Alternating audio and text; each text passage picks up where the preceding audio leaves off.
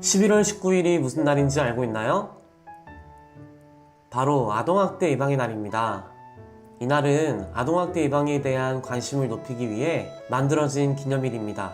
우리 친구들도 이날을 기념해 주위에 아동학대를 받는 형제나 친구들이 있는지 살펴보길 바랍니다. 네, 그런데 아동학대가 뭔가요? 네, 아동학대는 어른들이 아이들을 때리거나 괴롭히거나 보살피지 않아 아이들에게 심한 고통을 주는 것을 말합니다. 사람들은 아동학대를 아이들의 몸과 마음이 건강하게 자랄 수 없도록 하는 최악의 범죄라고 이야기합니다. 약한 아이들을 괴롭히다니 정말 나쁜 어른들이에요. 아동학대에는 어떤 학대가 있나요? 네, 몸을 때리는 신체적 학대, 욕을 해 마음을 힘들게 하는 정신적 학대, 어른의 신체를 만지라고 시키거나 아이의 신체를 만지는 성적 학대, 아픈데도 병원에 데려가지 않는 방임 학대 등이 있습니다. 그럼 어떤 아동학대가 제일 많나요? 네, 정서학대가 가장 많은데요. 정서학대는 신체 접촉 없이 괴롭히는 것을 말해요. 욕을 하거나 집 밖으로 내쫓거나 잠을 못 자게 하거나 다른 가족과 심하게 차별하는 경우가 대표적입니다. 그런데 아이들이 잘못을 한 것은 아닐까요? 아동학대는 나쁜 어린이라서 당하는 것이 아닙니다. 누구에게나 일어날 수 있어요. 그리고 아이들이 잘못을 했더라도 아이들을 학대하는 것은 옳지 못한 일입니다.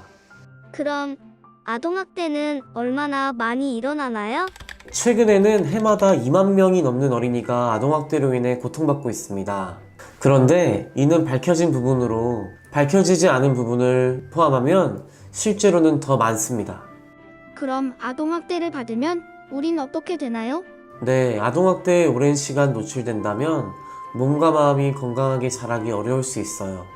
정서적으로 불안하고 집중력이 떨어져 학교 생활에 문제도 생기고 친구들과 좋은 관계를 유지하는 것도 어려워질 수 있습니다. 하지만 일찍 조치를 취하고 치료를 받으면 다시 정상적으로 생활할 수 있습니다. 그러니 숨기지 말고 빠르게 조치를 취해야 합니다. 그래야겠어요. 그럼 아동학대를 당하면 우린 어떻게 해야 하나요? 네, 아동학대를 당한 것은 부끄러운 일이 아닙니다. 그러니 절대 숨겨서는 안 됩니다.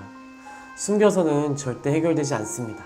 아동학대를 당했다는 확신이 든다면 112로 신고하길 바랍니다. 112. 직접 신고하는 것이 무서울 경우에는 주위 어른들이나 선생님께 도움을 요청하면 도와주실 거예요. 선생님도 학생의 도움 요청을 받고 학생의 아버지를 신고한 적이 있는데요. 신고하기 전에는 아버님이 학생과 더 멀어지거나 더욱 폭력적으로 변하면 어쩌나 하고 망설였지만 신고 후에 다시 예전처럼 좋은 아버지로 변화하는 아버님의 모습을 보며 신고하길 잘했다고 생각했습니다. 와, 다행이네요. 만약에 친구가 아동학대를 당했다고 하면 어떻게 도와줘야 하나요? 네, 부모님, 선생님 등 주변에 도움을 줄 수 있는 어른들에게 알리거나 경찰에 신고하면 친구의 아픔을 빠르게 줄여줄 수 있습니다. 서로가 이렇게 도움을 주면 아동학대를 줄일 수 있고 아동학대로 인해 고통받는 친구에게 위로가 돼줄 수 있습니다. 아동학대로 고통받는 친구가 누구의 도움도 받지 못하면 어떻게 되나요? 아마 오랜 시간 아동학대로 고통을 받게 될 거예요. 통계에 따르면 피해 아동이 스스로 신고를 결심하기 전까지 평균적으로 50번의 아동학대를 당한다고 합니다. 주위 친구들이나 선생님들이 아동학대를 빨리 눈치채고 도와준다면 좀 더 빠르게 신고할 수 있지 않을까요?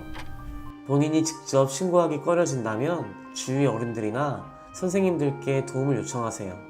신고자가 누구인지 절대 알 수 없도록 보호되고 아동학대 신고로 생기는 불이익이나 보복 역시 국가에서 보호해준다고 하니 크게 걱정할 필요가 없습니다. 우리 서로 용기를 냅시다. 그럼 오늘 배운 것처럼 본인이 아동학대를 당했거나 아동학대로 고통받는 친구를 도울 때는 112로 전화하길 바랍니다. 112. 오늘 영상이 여러분에게 도움이 되었으면 좋겠습니다. 그럼 다음에 또 만나요.